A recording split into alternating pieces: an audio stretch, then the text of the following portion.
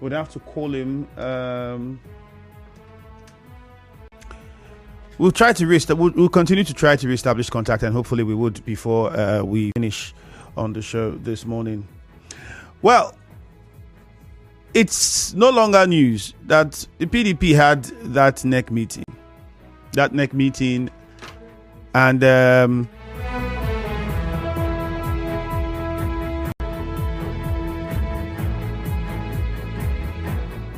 And after that NEC meeting, certain conclusions were reached. So far, the national chairmanship, that position of the party is one that has come under a lot of issues, especially when the zoning formula of the party suggests that the North Central should be producing the chairman. That seemed not to be the case. Let's quickly get on to Mr. Kola Ologbodiyan. He was a spokesperson for the PDP. Let's hear him this morning. Sir, thank you for joining us, and good morning. Thank you. Good morning. Good morning, Nigerians. All right. I understand that you have a busy morning, so we'll just keep it very short and simple. We want to get your response first on the situation with your party leadership, especially the chairmanship position. You had the last NEC meeting.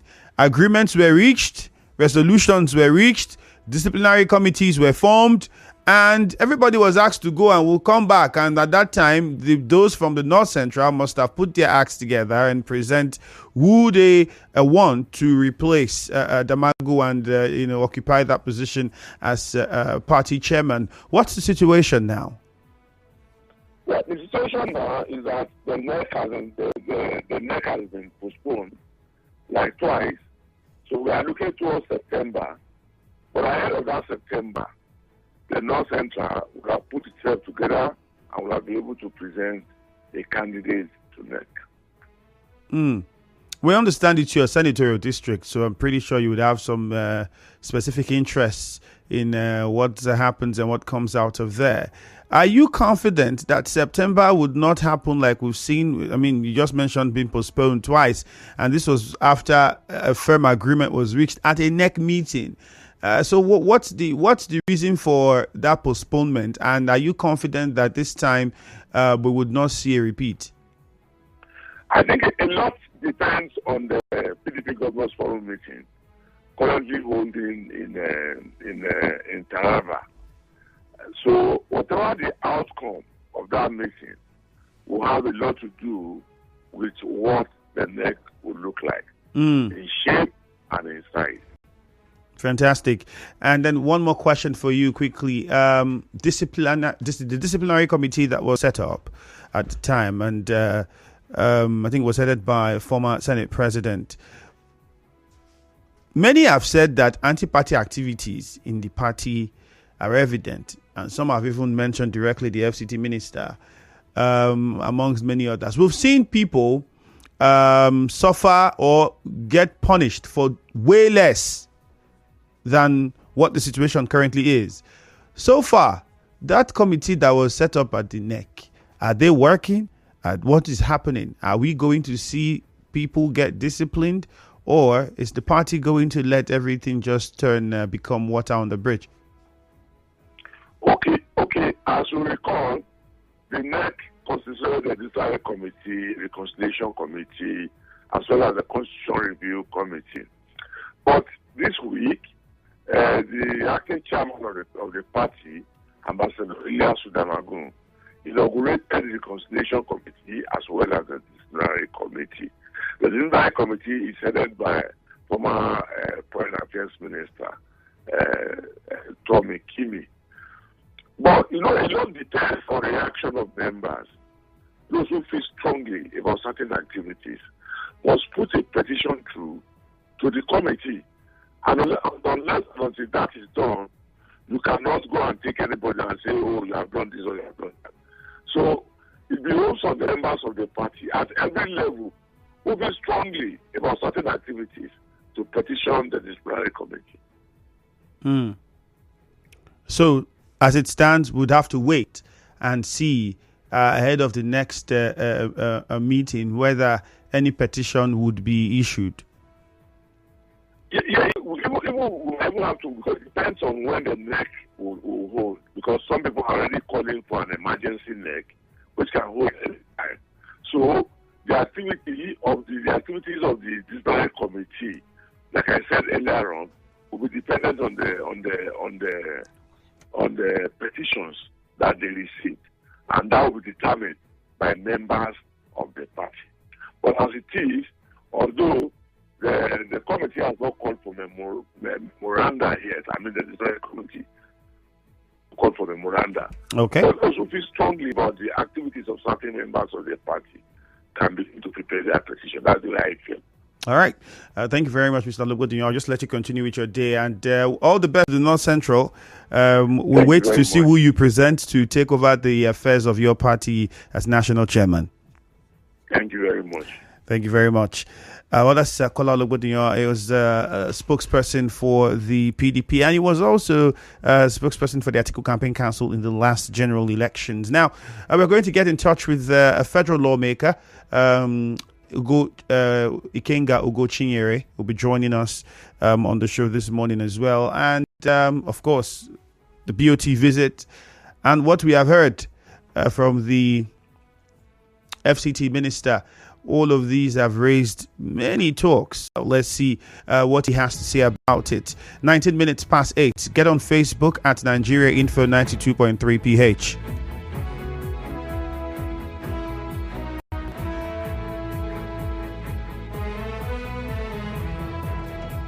Nigeria Info 92.3 PH is the handle. So get on Facebook. We are streaming live on Facebook. We are also live on YouTube at Nigeria Info PH, and we are also on X at Nigeria Info PH. We have the lawmaker with us this morning in the person of Honorable Ugochinyere. So you're welcome. Thank you for joining us. Good morning. Good morning. Thank you for having me. All right. Quickly, let us understand what the problem is and what is happening. I would like to start off by saying a few people have said, well, the PDP seem to be losing its grit. We had the visit of the BOT, Rivers State, and a lot was said. And in fact, there were calls for actions of discipline to be taken. So far, we seem not to be seeing much being done. Even after you held a NEC meeting and committees were set up to look into these issues, the disciplinary committee was one of them. We still haven't seen anything happen. What exactly is the problem?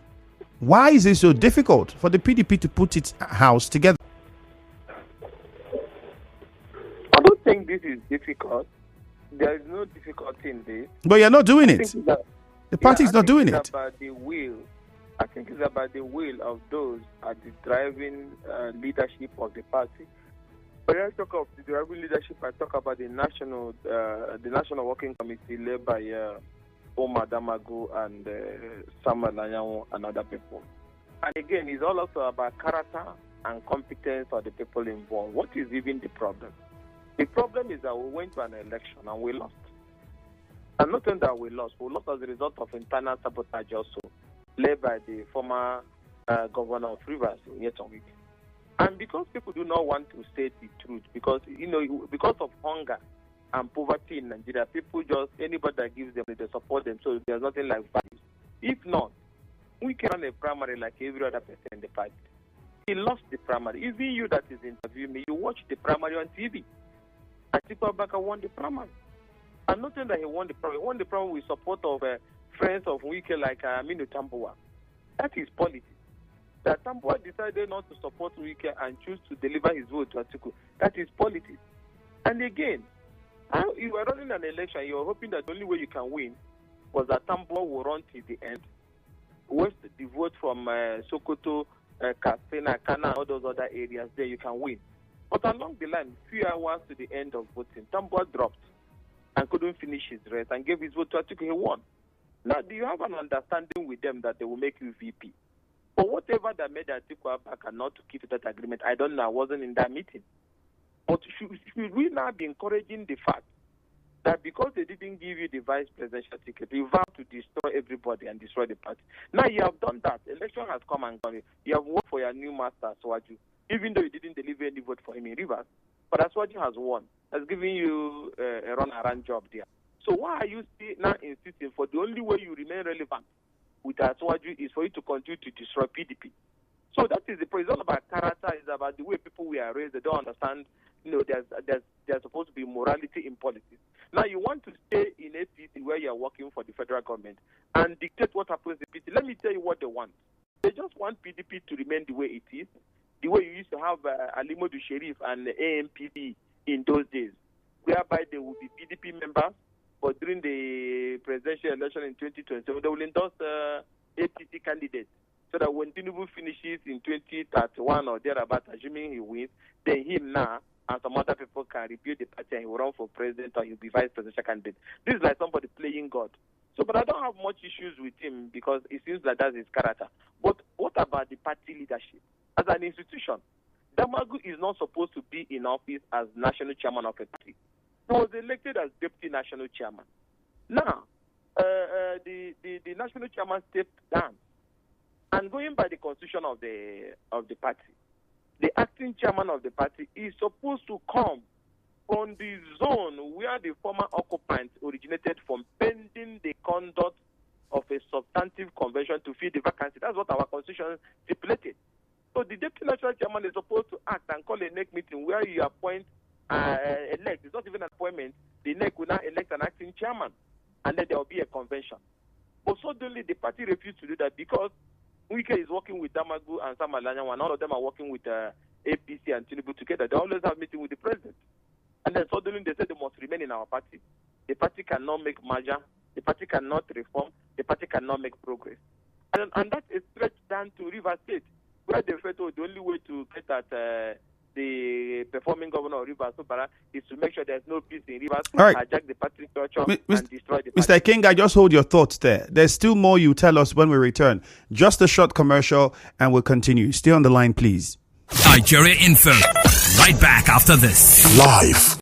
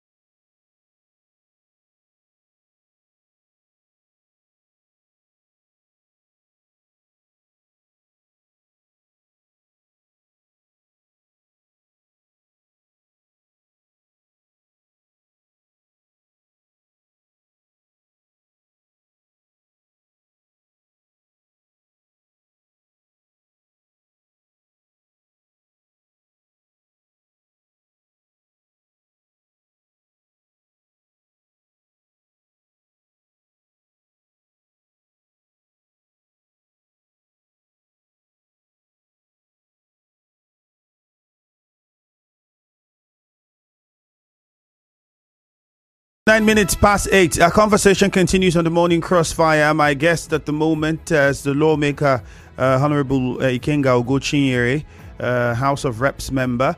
Honorable, thank you for staying on the line for us. Thank you. All right. Before we go any further, let me remind us that we are live streaming on Facebook, so you can watch and listen to us as well as drop your comments at Nigeria Info 92.3 PH on Facebook. Don't forget to click on the share button. On YouTube, it is Nigeria Info PH, and we are also live on X at Nigeria Info PH. Any of these platforms, you can have unlimited access to us. And also let us know what you think on Facebook with the PDP's current situation. Do you think that it has the answers Nigerians are seeking? I hope my guest will give us the answer to that question. But first, before the break, you were trying to explain to us why it's difficult for the PDP to do what it needs to do. It's, as clear as daylight.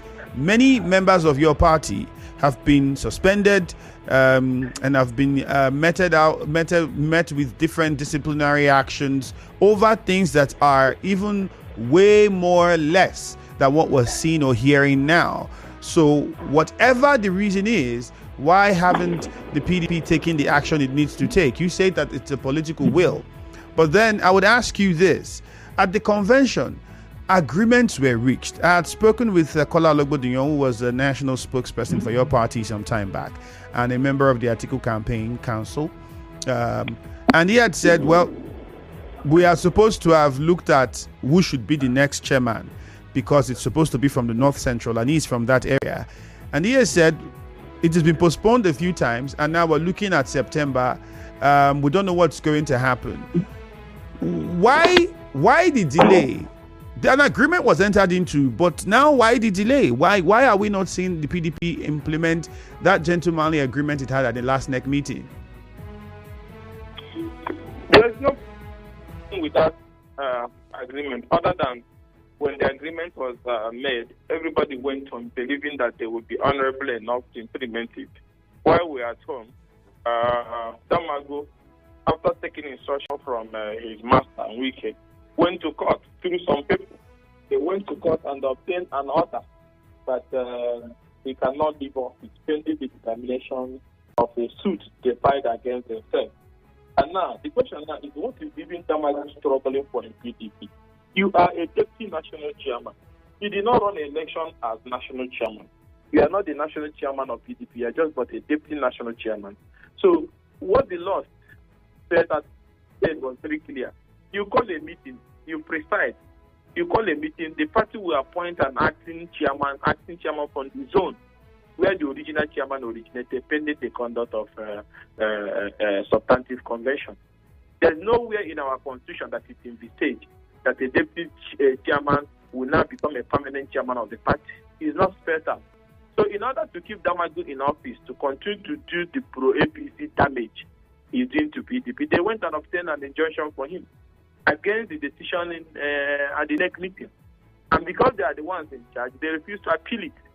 But the next meeting is coming up. Even though the next meeting was supposed to have held by August, they shifted it again without the permission of stakeholders in the party and claim because of the Islamic programs and so on and so forth, the meeting can no longer hold.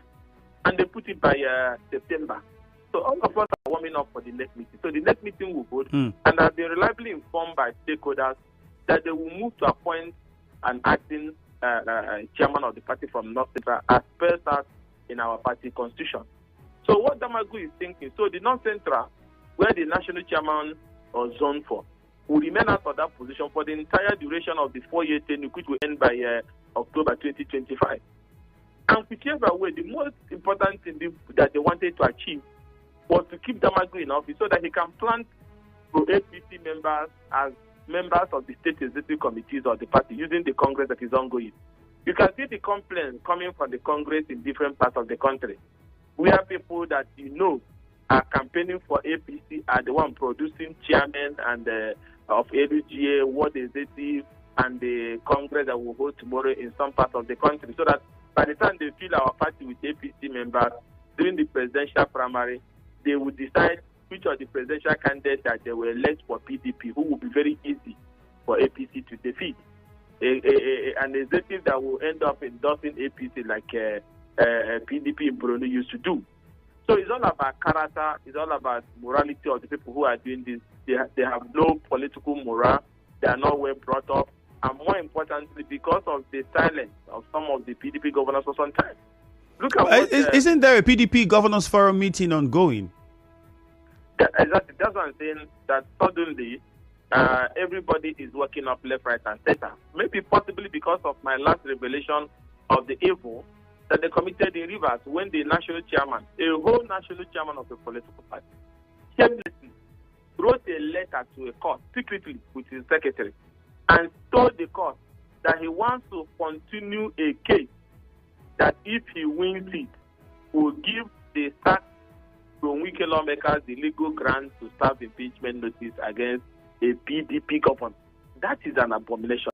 That is like a servant of God, a pastor in the church, inviting the devil to a party in the house of God. It's only thunder and fire that will be visited on you. So this kind of evil, this kind of abomination can only come in an era where men have low morale, where men can take peanuts and sell off their mother. There is nowhere in the world a political party, and if you watch him very well, you can see at the inauguration of the Reconciliation Committee and the Judiciary Committee, he has the audacity to open his mouth and justify that the letter he wrote in Rivers, there have been times in the past where such letters were written. What kind of precedent is that?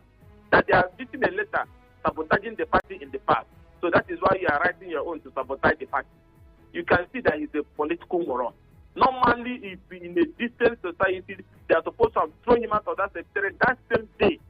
But you have people who were sitting there clapping and listening to him to be doing that. It doesn't have people who can say, Papa, what you are doing is immoral, it's politically wrong. All right. The national chairman of PDP, you swore to an oath to defend only the interest of the party. And you're now writing a letter because you're operating from the under the bed of Uche. And then you're now writing a letter to say that the PDP lawmakers who left and whose seats have been declared vacant can come back so that they can remove your PDP governor. And such a man is calling himself a national chairman. All right. Anyways, there's one thing I'll point out. Let's just be very careful with the language so it doesn't come off as though we're insulting the personality of anyone. But that said, the BOT visited Rivers State, and we've seen the after effect of that, especially the response of the FCT minister and talking about a stakeholder and among the founding fathers of the party in this region, and also in his time served as a minister in the military era, and a leader in the Ijaw nation, if I must say. And the comments of the FCT minister has begun to cause a lot of people to say, well, it's out of place. Pa Edwin Clark is an elder statesman. What's your take on the visit and the comments made by the FCT minister? Well, I don't want to. I took a position since 2 days ago he made those comments not to dignify him with a reply, because there's a level I cannot descend. I represent hope to certain people, so there's a level I don't descend in this. But I must say this very clear. You are taking on Edwin Clark, one of the shining lights that have defended the cause of the Niger Delta. These are men who fought night and day for you to have little resource control, for you to have 13% derivation, for you to have NDDC ministry, for you to have Niger Delta Development Commission, for you to have EIA amendment. These are selfless men who fought for not just the Ijaw nation, but the entire Niger Delta. These are men who created the resources that you see today, that people like him we have inspired. So when you now sit because you are a former governor, what is it in this governorship thing? Is it if you are somebody who have a sale in like Dangote in private business, or you are then you got something, I can listen to what you're saying. But if your only profile is that you have managed public force, that suddenly makes you a big man that you can talk down on people like Edwin Clark, who is a shining light for the cause of humanity and the people of Niger Delta, because you are a former governor. That is the qualification. On what criteria should he be talking to Edwin Clark? If Edwin Clark is sitting there, is he not supposed to be prostrating on the ground? On what ground will he be talking to him?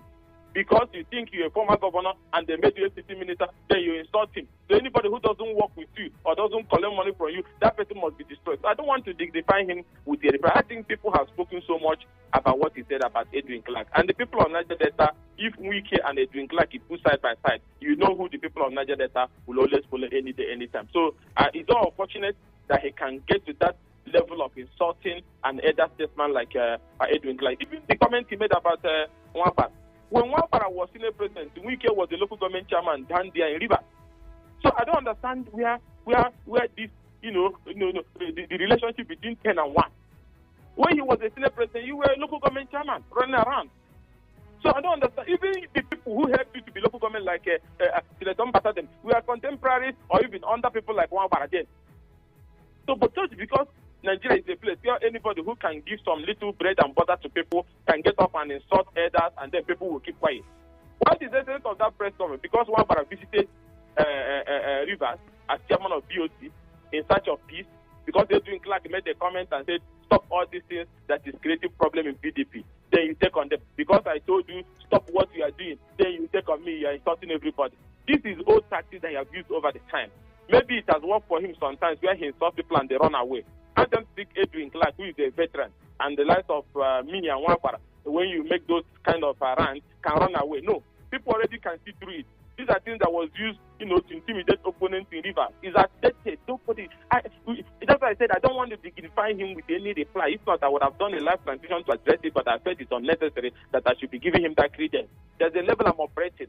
I went to a seminary school as an SMA and I was well brought up. I'm a lawyer. I'm an activist. My pedigree is well known.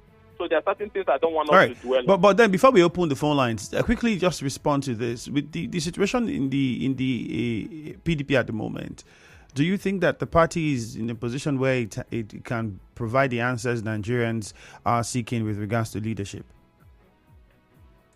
Yes, because this party has once been one of the biggest political hope in Africa. This party, even as an opposition, was very big. Yes, forget the challenging moment caused by the invasion by these people who have no character. But I can tell you boldly that once our governors finish their meeting and come up with a roadmap, and we get to the next meeting and we heal ourselves, that once everybody is brought together once again and all these distractions are weeded away and men of character and commitment man the leadership of the party, that we can rebuild, we can reform, we can reorganize, we can rebrand, and then be able to present ourselves back to Nigerian people and build a coalition, because you can't do it alone, and build a coalition with other political forces in different parts of the country to give our people a platform that can offer hope and development. All right, well said. We'll take a few messages on Facebook. Joseph Oka says, I watched the interview. Please, can you tell us what was said by the FCT minister that was insulting? Well, I think one question he asked is, what has the people, like, trying to put it in the way he did, Edwin Clark, done for the PDP? And many regard that to be insulting because of the pedigree, and especially for those that feel that, well, he's done quite a lot.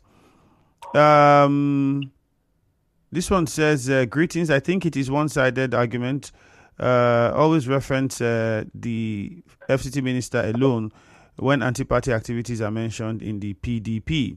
One argument the FCT minister had also made time and time again was that this anti-party they are accusing him of, many people did it, including the party's presidential candidate in the last election, he says, and many others who outrightly supported President Muhammadu Buhari at the time while they were in the PDP, and nothing happened. He said in his words, heaven did not fall. So let me see who will come and tell me that I did anti-party. Yes, I supported Bola Ahmed Tinubu, president now. These are some of the things that he has said. What would you say? Because many people are asking these questions on Facebook now, saying, well, whatever the minister is doing now is not new to the PDP. And since no action was taken then, why should actions now be taken? Well, those people you are mentioning, they had issues with the party like him. Most of them left the party into another political party. They exercised their freedom of association and they fought the party. And they returned back to the party, and the party readmitted most of them back. And they continued in contributing to the growth of the party. Yeah, it's very unfortunate that they fought the party at a particular time. Yes, it's very unfortunate that they left at a particular time. But now compare the case of those people who left, who fought the party and later returned back. And with the case of Wike, now you have fought the party. You didn't leave.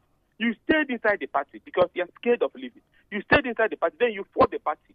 And then the party lost. Just like some of those other people who fought the party. They moved back. Now, you have finished fighting the party. Now, ask Wike now, why are you still now fighting now? So is he not saying that his own case should be that he must fight to eternity until he destroys the party? A man is trying to justify a reason why he's eating on the table of APC and still wants to use one leg to stay in a PDP. It's a chaotic political process. Because why I say that, if you say you want to be like those who has once fought, then go into APC, support Asuwaju and fight. But he knows that he has no political relevance when he goes in there. So that his only relevance will be using PDP to be negotiating. So if you want to fight, you have fought before at the end of the primary. You have fought during the general election. Now, election has ended. Atiku did not win presidential election. Ask Weekend, what is this stiff? So it's not about Atiku. It is not about Atiku. It's the fact that he cannot stay out of power. He needs to remain with these people, and the only way these people can continue to recognize him and for him to be relevant is to continue to pretend like he's fighting inside PDP, he's going to destroy PDP, PDP will not have a presidential candidate in 2027 so that they can reward him and keep him close. Apart from that, there's no relevance he brings to the table. So if you said you want to emulate these other people who have fought, those people, when Saraki them had this agreement, when they left, and they went somewhere, and then they later came back.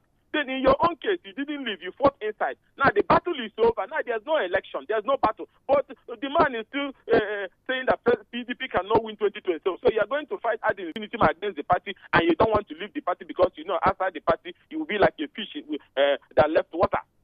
So to me, it's somebody who doesn't have the capacity. Okay, one quarter then left, they were able to do something with the NMPP. P2P then left, they were able to do something with the Labour Party. They're not even fighting PD. That is how mature and responsible people behave. But you're running around like political dating all over the place because you have a new master. And then the only way you can be relevant is to be in this political talk inside PDP. It's unnecessary.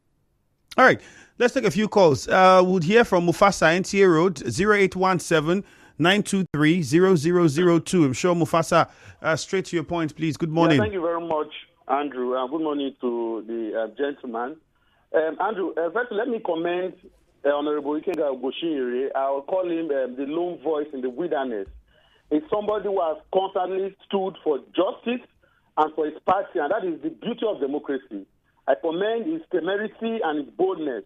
My brother, let me also use the opportunity to say that, you see, in a democratic setting, there's always a need for a viable, and strong opposition. And in the recent years, I'm not seeing the PDP providing that for this government. And for sure, I know it's intentional. But then again, I'm happy that the likes of Ikenga have come out to say that we must build our party. And it's a good one. But my question is this. With the barrage of court cases, because I'm aware that some of these persons have constantly gone to court to frustrate the effort of the party to come together and provide that constructive opposition for the party. With these court cases, will it be possible for either the BOC or the NEC, even the Governors Forum, to be able to solve this problem? Because when you go to court to stop certain actions from being carried out by the party, will the party still have that, that... Hello, Mufasa. Hello. Yes. I said, with this court case, do the BOC or the NEC or the Governors Forum still have that, that authority to restore sanity in the party? All right. Because that is what we want going forward. We'll get to that. Emeka in Elele, good morning. Good morning. Go on. Please, I would not like Ugochinyere to insult FCC minister. Please, try to correct him, please. What was the thing he said that was insulting? There are some comments he says. Like? He said, what did he say? I don't like it. What did he say? Somebody like what did he say? Marolin. That I don't like that word. I don't think he used any words that was insulting Emeka. If he did, I was going to correct him. Okay, no problem. Now, why do you always invite Ikenga? We have 13 House of Press to River State here, and member of PDP. Keep it in that member of PDP. All right, please, Emeka, I would encourage you to please tell any of them or all of them that you know that if they respond to our messages and decide to come, we'll talk to them. Okay, Thank you very much. I'll do that. So, Christian in Bonny Island, you still have something to say? Let me continue. See, FC Minister is leader and he has paid his dues in PDP. Nobody will remove him. We are his followers. We are supporting him. Ugochinyere PDP has died in Imo State. He should go and concentrate on local government constituency where is representative from Ugochinyere representative River State. There's an allegation that the governor is paying him money through his account. He should stop disturbing River people. Let him concentrate on the Ijeato constituency, my brother. PDP is one body, we will settle it. Let the governor has been his own what do you call it? He said he's doing his structure. Let the governor, there's a rumor the governor wants to become. Let the governor become to APP. Let him set his capacity. We supported the governor. Who brought the governor? The governor of River State. So let him, we have done our Congress. Let the governor leave the party and that is his popularity in our party. Let's see if he can survive without us. All right, Emeka. Thank you, Emeka. Rivers people voted for the governor. You did not bring the governor. So just to clarify that as well. Christian Williams, Christian from Bonny Island, good morning. Yeah, good morning. Yep, go on, Christian. Yes, see, everything that is happening boils down to indiscipline and corruption in our system. You can imagine when these governors or these so-called leaders, when they occupy sensitive position, they accumulate so much wealth, so much money, people's money, sponsoring their vision, political parties with the state's money. What is happening is just excess money in the disposition of these governors, and they use it to favor themselves, buying, corrupting the system. That is simple what is happening. And the government need to put a policy on ground. Every governor, or once you hold a sensitive position, before you leave, your account of that state should be audited and know how much you stole, how much is in your position, so that you don't use this money or this wealth you've accumulated and begin to disturb the state and cause confusion in the system. That is what is happening today. All right, Christian. And the truth is that, look, whatever we are doing, there are two forces on this earth that is controlling this world, the darkness and the light. Anything you do and you try to suppress and conceal the truth and begin to deceive the people, that is deception. It will not see the day. It will not last long. And that is what is haunting this nation. And that is what is haunting people like past governors. I don't want to mention his name. All right. And that is what is causing problems in this country till tomorrow. All right, so thank you. Money, and they use this Let's hear from Walter in Rukwaku quickly, and then we come back to my guest. Thank you, Christian, but already out of time. Walter, please, straight to the point. Good morning. Good morning, my brother. Good morning. You see, some of the leaders who have voted in various offices, like Ugochinyere, who is speaking, he said he's a lawyer. There are some words he's using, even if you don't mention persons directly. There are some abuse words he has been using. But which one? I'm asking. I asked the same question earlier. Me, Andrew. No, Walter, hold on. I wouldn't let you. Hold on. I'm moderating the show. So listen.